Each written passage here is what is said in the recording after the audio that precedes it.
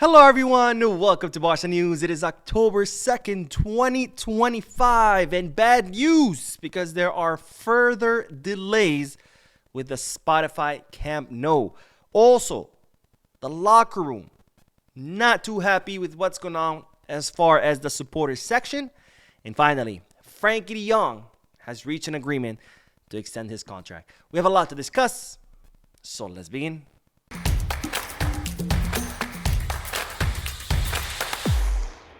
Hello everyone, welcome to the channel. My name is Mo. And we begin this news or this video with the news, with bad news. Bad news, I know.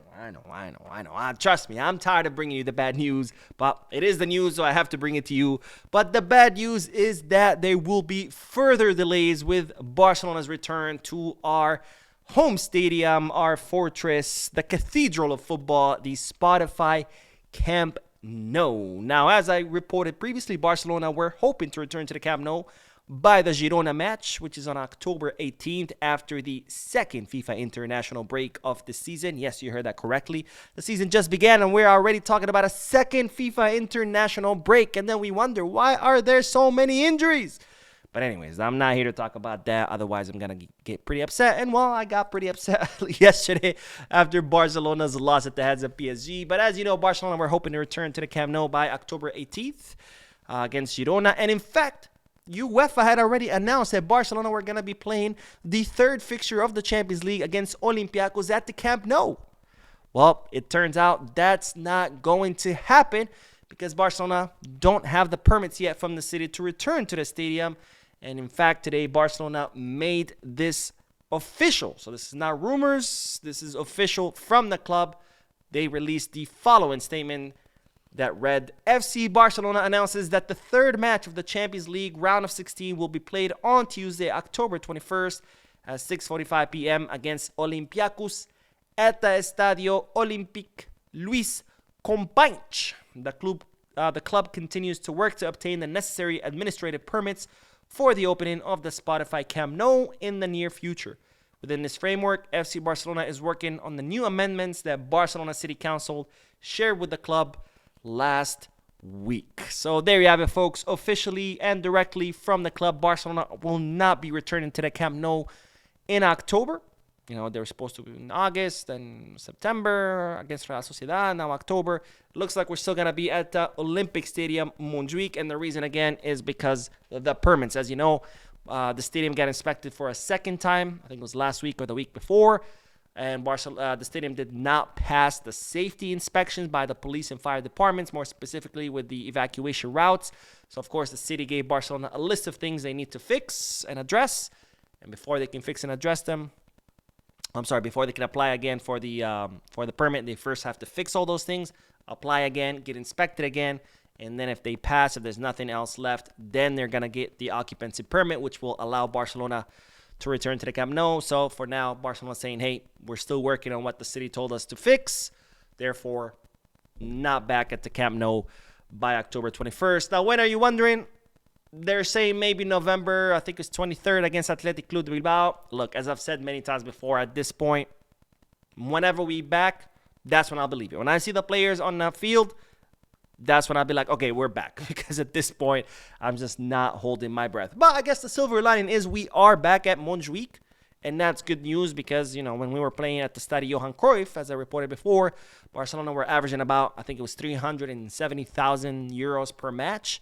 Versus at the Olympic Stadium is 2.8 million euros. And yes, you do have to pay rent at the Olympic Stadium, but you're still making way more money than playing at the Estadio Johan Cruyff, even though Estadio Johan Cruyff, you don't have to pay rent. So it sucks that it's going to be delayed more, but at least we're back to making, you know, more money at the Olympic Stadium than, well, at the Estadio Johan Cruyff, which was an absolute, you know, it was a fraction of what we were making at the Olympic Stadium. Anyways, speaking of the stadium, the locker room are starting to filter their dissatisfaction with the lack of the supporters section. Now, as you know from last season, because I reported about this extensively, Barcelona or Joan Laporta and the board sent a letter to the Peñas that make up the supporters section, asking them to pay around 27,000 euros, which was the total of fines that Barcelona had received from the previous season.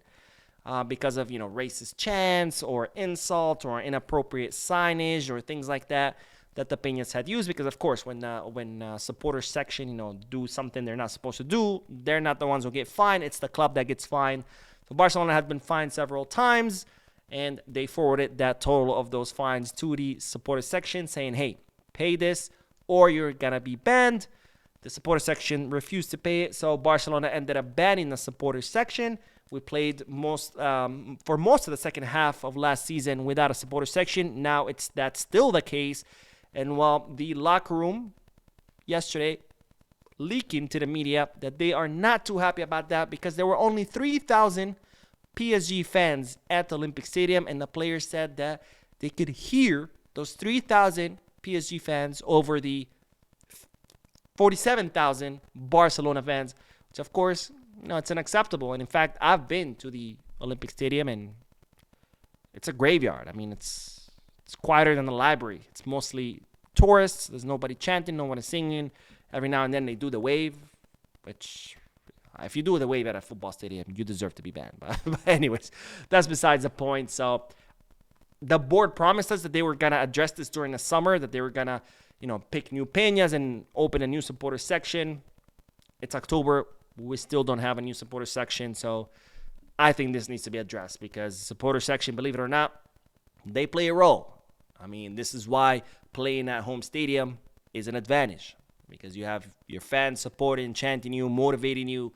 And when you're tired, when you're exhausted, that support, that can be the extra push that you need to give it whatever you have left. But anyways, what do I know, right? I'm just a random YouTube guy, or a guy on YouTube. Anyways, on to the next bit of news, because Thierry Henry has given his opinion on why Barcelona lost yesterday against PSG.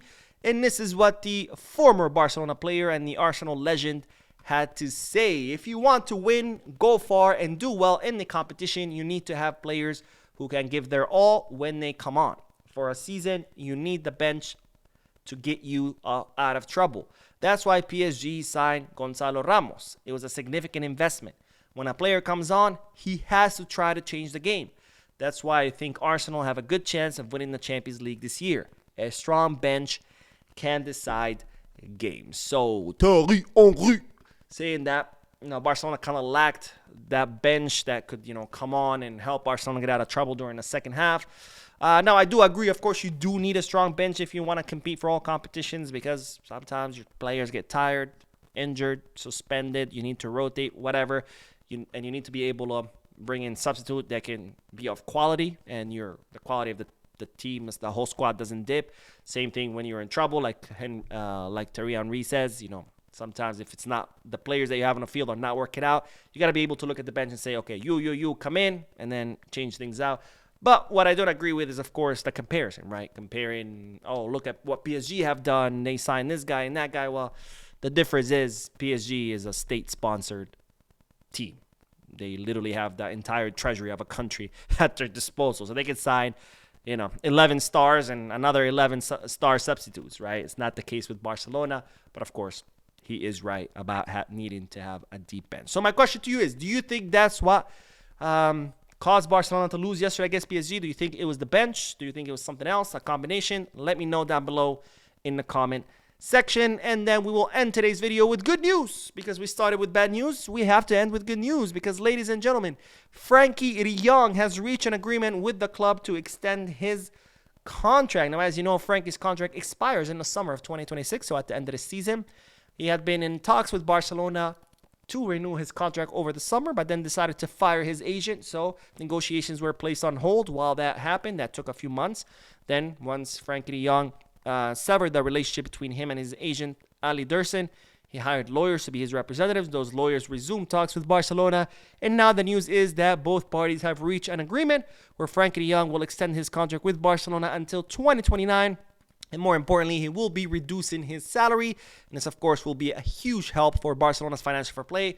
Because as you know, Frenkie de Jong had the highest salary on the squad, an incredibly high salary that Barcelona could not afford. Now, it's reported that they're still finalizing, both Frenkie and the club, the final details of the contract. But the agreement is there, and it should be officially announced in the next few upcoming days. Anyways, that is all the news for this video. We'll be uploading another video in a few moments. If you have, so stay tuned to the channel. Make sure to hit the like button, subscribe to the channel, drop a comment, and as always, Visca Barça.